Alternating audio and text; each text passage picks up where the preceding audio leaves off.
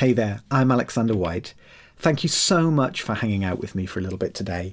It's so nice to have you here and having a little bit of fun with just some audio stuff for just a little while. I want to tell you about recording piano in mono. So why would we want to record piano in mono? Well, there's a few really useful benefits to recording piano in mono. The first one is that you might just have one mic or one remaining channel available on your desk or your interface whilst recording other things, and you kind of need to record just with one microphone. Sometimes it can just be simply a practical thing, and how do we go about doing that? The other benefit of recording mono piano is that it's really easy to audition. So when you have two microphones, it's just a little bit harder. Therefore, it's not quite as quick. You have to move this one and that one and back. There's lots more options. Suddenly, two microphones makes it so much more complex. So it might just be simply a speed thing. You don't have long and you need to get a good sound. So get a good sound with a single microphone. It works really well. And the other major benefit, I think, is it leaves space in the mix. So when you come to mixing a mono piano, you've got so many options. And it can be a lot easier than mixing a stereo piano. You avoid any phase issues when you use two microphones. Sound can arrive at different times to those microphones, which means some parts of the piano may start to sound a little bit thinner than others. You can end up, if you get it wrong, having a completely thin piano and needing to use just one side anyway for a mono sound. But the problem is you haven't really done it as a mono sound. So now you've just got the mic that was looking at the bass strings or the mic that was looking at the treble strings, and it's not ideal. So it can be great for just making sure that you get a tight, focused and punchy sound from the piano. It also translates really well. When you are moving from different speaker systems, mono recordings generally will work better than stereo recordings in different situations. That's simply because any time you have a stereo recording, it has to collapse to mono, and that can cause problems. So what I've done today is I've done 3 mic positions, which I think are really fun and work really well, that you can hear the difference in and helps you decide which broad idea of miking suits you and your project, which I talk a little bit about when we're recording it. And also, I've got a really fun little bit right at the end of the video where we use some effects to actually turn these mono recordings into stereo recordings, which is phenomenally fun because now suddenly you're recording piano with one mic, you've got all that translation compatibility, in other words, how it sounds amongst different speakers, but you've also suddenly now got it in stereo anyway. It doesn't sound the same as a stereo miking setup, but it sounds really amazing and really, I think, just as cool and just as interesting, especially if this piano's mixed up with other instruments. So it's just a really great option. So let's start by having a look at the mic positions first of all, and just quickly let's go through them and get them recorded, and you can see roughly where the mic is in each video. Just to give you a very quick overview, the first one is about 2 meters away from the piano, out in the middle room, in cardioid, polar pattern, just looking at the piano. The second one is in between the singer's face and the piano, just above where the music would sit. And that's capturing just a slightly more focused version of the piano, but does come with a couple of challenges. Also, such a great position if the pianist is going to sing, you can capture their vocals and the piano with one microphone with some careful positioning. The final mic position, which I think is really cool, is actually inside the piano. And I put this one right in an upright piano, just where the logo usually is, where there's a little split between the bass strings and the upper strings. It happens about a third of the way into the piano. So look for that in your piano, see if you can find a place where you can just see the ironwork and basically mic up that ironwork. And it sounds really fantastic. It's a brilliant sound for an upfront kind of focused piano sound. So let's go and check out the 3 recordings.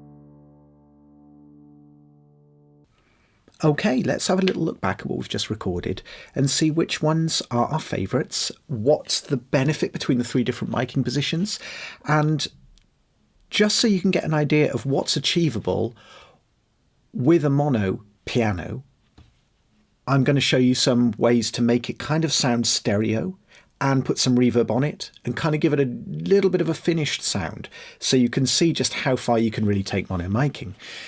So let's have a listen to mic position 1 first of all. So here it is.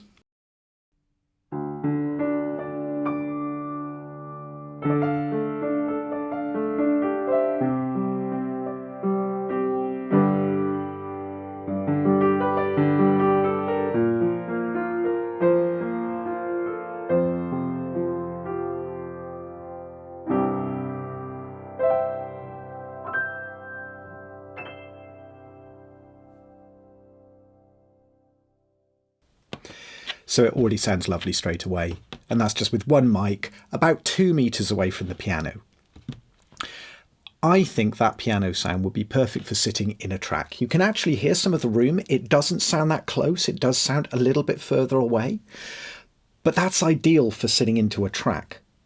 I think there's almost a technique that you could use when recording, which is just really imagine the band on stage and actually put microphones as far or as close to those instruments as you kind of would want them to sound. So if you're recording the vocalist, have them fairly close.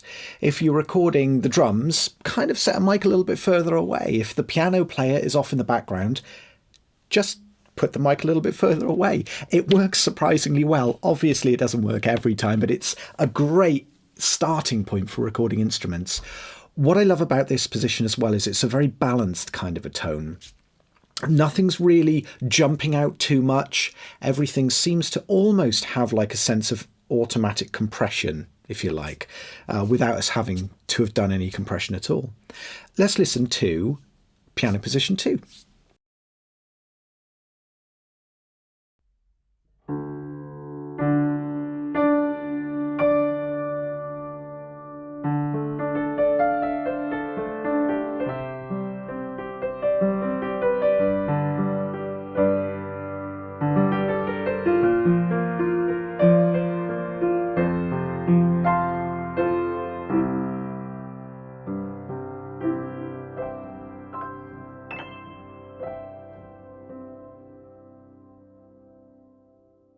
Yeah, that one certainly brings out more of the noise of the piano, doesn't it? You can actually hear towards the end my foot on the pedal as I'm releasing and pressing the sustain pedal.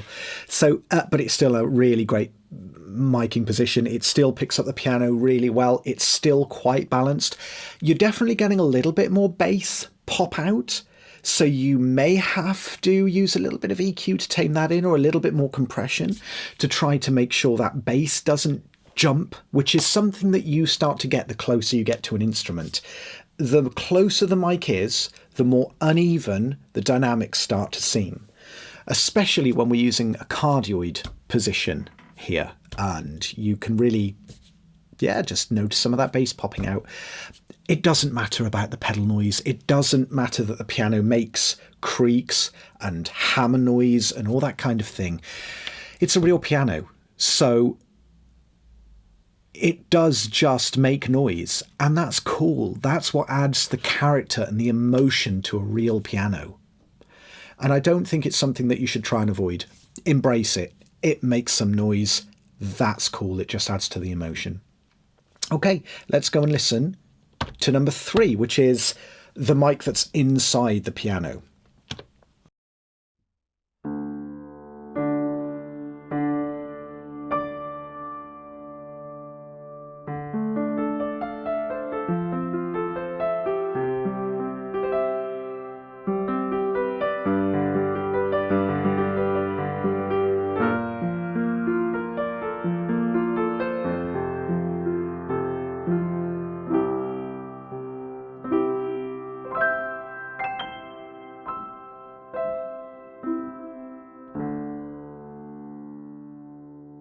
Yeah, so without a doubt, I think what's happening with that one is you've got the most, I suppose, software instrument sound. It sounds almost like everything is much more separated out. The directness of the sound is bringing out all of the upper harmonics, and the fact that the microphone is just right in front of the soundboard inside just accentuates more clarity rather than it being more of a wash of piano. So I think this position would be absolutely perfect for getting sort of a more upfront and featured instrument. You might find this one in the mix was a bit of a pest if it's supposed to be just in the background. You might find that it's pushing its way forwards all the time and you end up fighting it with compression and EQ and trying to make it go, just go away, go over there. That's what you might find. Because it has so much detail and so much punch, it would be the ideal one for a solo piano mono mic'd if you have to just mic a piano up in mono. So what about different polar patterns of the microphone? Because that can make quite a big difference. If I jump over here, what I'm using is Universal Audio Sphere, which means that I can, after I've recorded, change all of these polar patterns. That's cool because not only do polar patterns pick up more or less sound from different angles depending on the pattern selected, but it also changes the tone of the microphone. It also changes the apparent sound of that mic.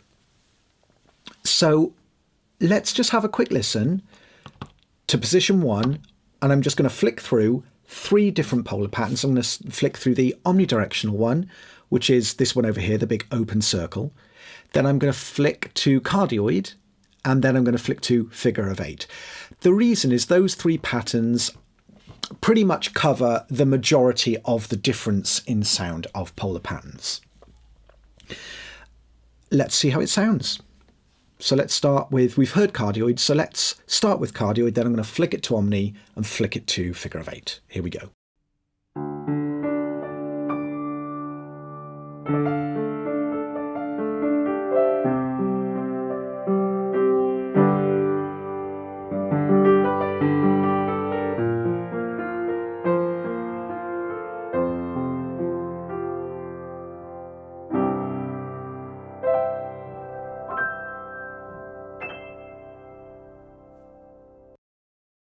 Three really different sounds.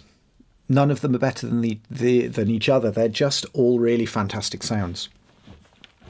Omnidirectional just sounds way more open. You're getting more of the room still.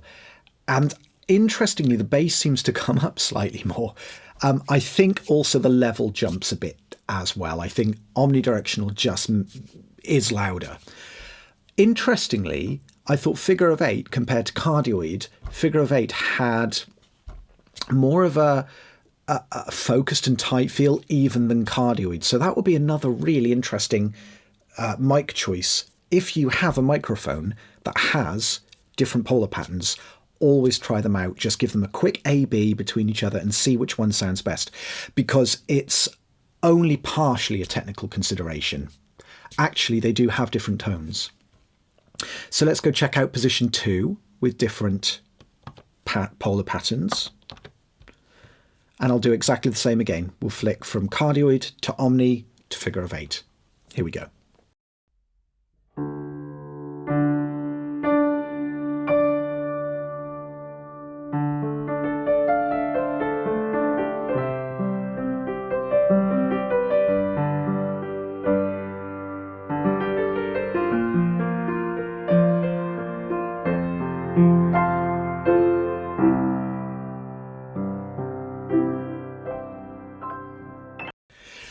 Cool. Yeah, again, it makes a real difference. Almost, I think I preferred figure of 8 again on that one. I guess it's probably just getting rid of some of the boom of the piano. It's focusing it more here. Figure of 8, when that microphone is between the singer or the performer, if they're not singing, and the piano is of a consideration. If they're singing, it's probably ideal. A figure of 8 to pick up their voice, one side of it, the other side of it picking up the piano. That's probably fantastic.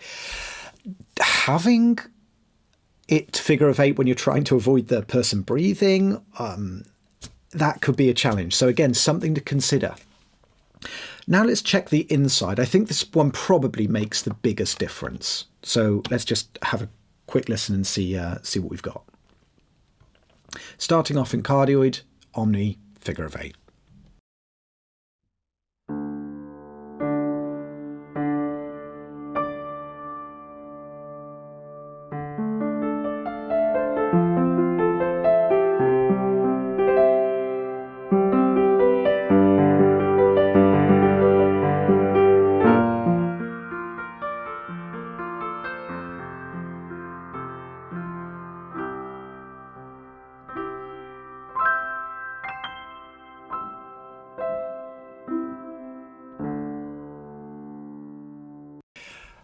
Well, figure of 8 doesn't particularly work very well, does it? It makes it sound really thin.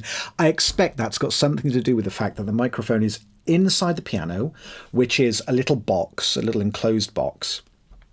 And the front of the microphone is positive, and the rear of the mic is negative polarity. So probably what you're getting is some kind of weird phase cancellation by the fact that these two sides of the microphone are positive and negative to each other. Let's go and listen to that one again, and let's have a listen to that omnidirectional and that cardioid. And what I'm going to try to do is adjust the volume, because there is a bit of a volume difference between them.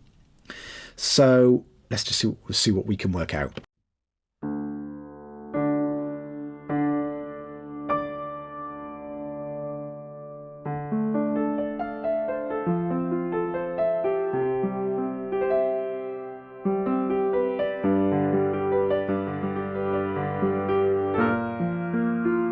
Okay, what I'm actually going to do is I'm going to copy this track to another track. So we'll just go and duplicate without content.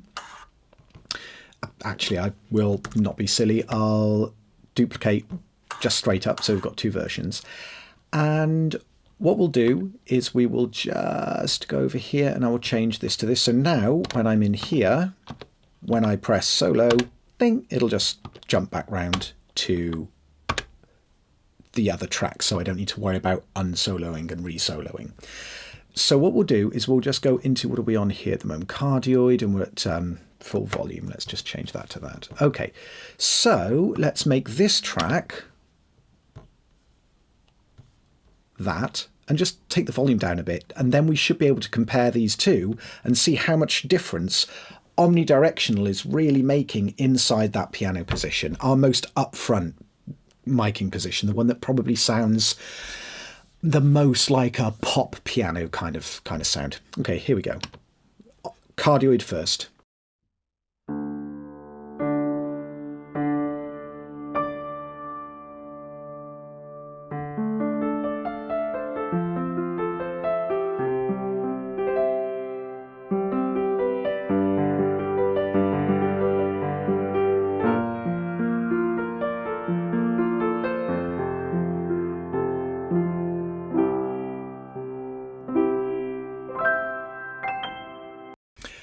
Right, cool. I think omnidirectional does exactly what you might expect. It's picking up simply more of the energy that's going on in there. So you're hearing a bit of a bass boost. It's possibly a little bit smoother, but I would say it's possibly a little bit blurrier than the cardioid mic position as well. Now, blurrier, I don't mean that in a negative way. That could be perfect for softening it in a mix. If you, again, know that you need this piano to play a role in a mix with drums, guitars, acoustics, vocals, you know, that may be a better choice, because you need the piano to be more even in order to be heard through all of those different instruments. So that is really, really cool. What I think is I would probably mostly go with piano position 1 if I wanted the piano to play a role in a mix where I'm setting up at a distance. Definitely piano position 2 if I wanted to record the singer singing at the same time, because that's a great sound. And piano position 3, I would use if it was going to be the featured instrument. Just really straightforward, exactly as you might think. But what happens if we want, say, the piano to to be a stereo piano at this point. So we've recorded something and we go, oh, it's okay, but this mono feel, it's just not working for me. But I only have one microphone. How can I make this into a sort of stereo sound? Let me show you.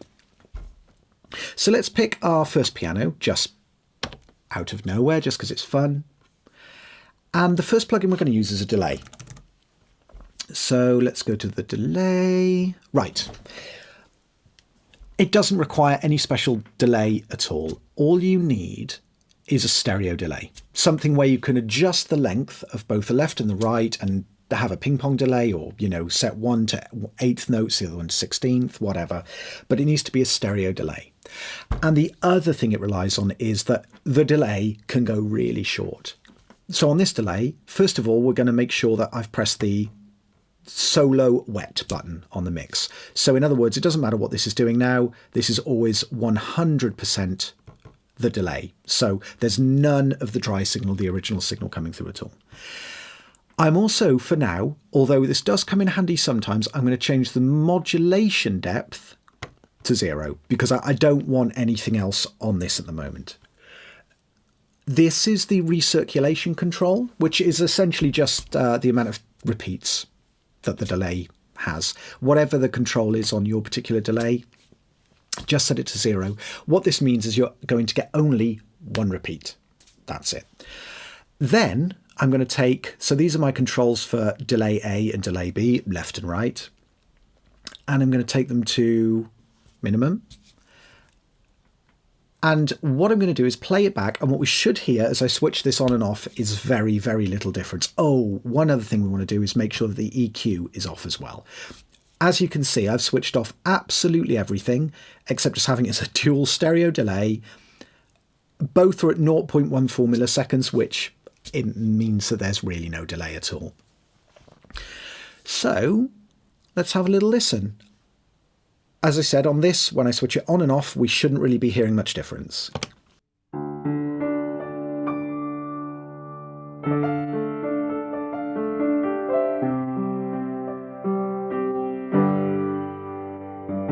Yep, very, very, very little difference. That's perfect. What I'm going to do is play it back again, and I'm just going to tweak the one delay up. And we're not going to go anywhere beyond probably even 25 milliseconds. It's going to be a really short delay that we're just adding to the one side. Have a listen and see what it does to the piano sound.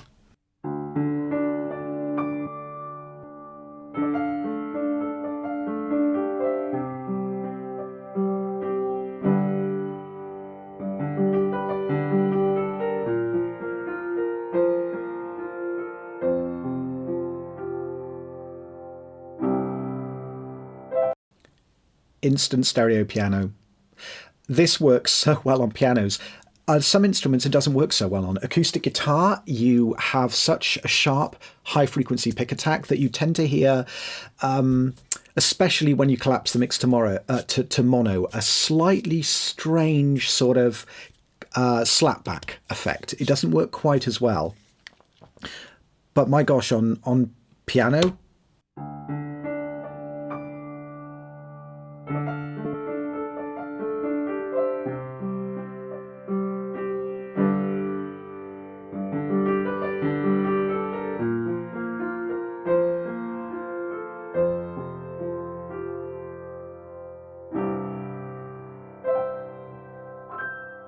it just sounds lovely. I'll play it again and I'll flick the delay off and on so you can hear just how much difference we're getting.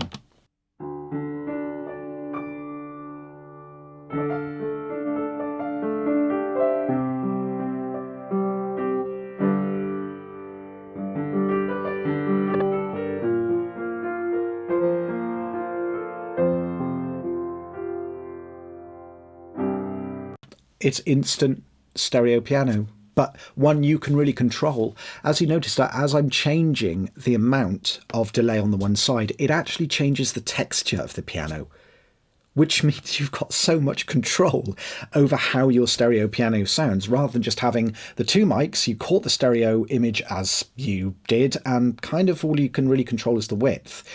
There's you can't really control the character of it. So that's another major benefit of recording mono mic'd pianos.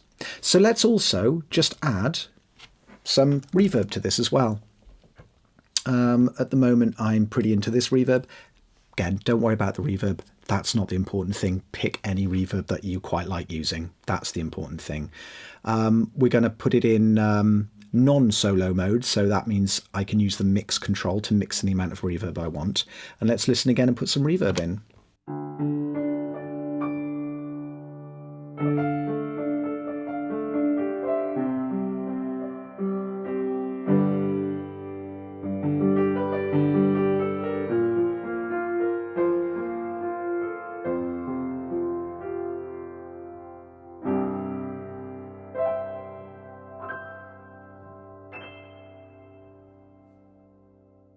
And again, and I'll switch them both out and both in so you can see just how much of a wonderful piano sound you can get with one microphone.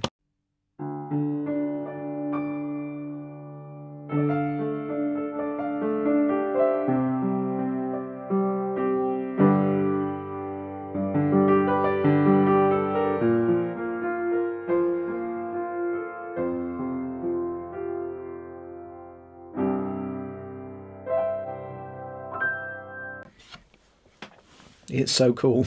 It's so cool. When you come to mixing a mono piano, you can have it in stereo. It's just great. So yeah, I think there's tons and tons of benefits to miking up a piano in mono. I would absolutely love for you to ask me any questions about this. If you've got any questions at all, please just ask me in the comments. I will get back to you. You can also email me if you want to. I'm just alex@alexwhitecomposer.com, but it's all in the description, so just check it out there. I really, really hope you've had a great time. It's been really fun showing you all of this stuff. And I hope you managed to use it in some useful way in your own recordings. So I hope you have an absolutely awesome day, and we will catch up on the next video. Thank you so much for watching.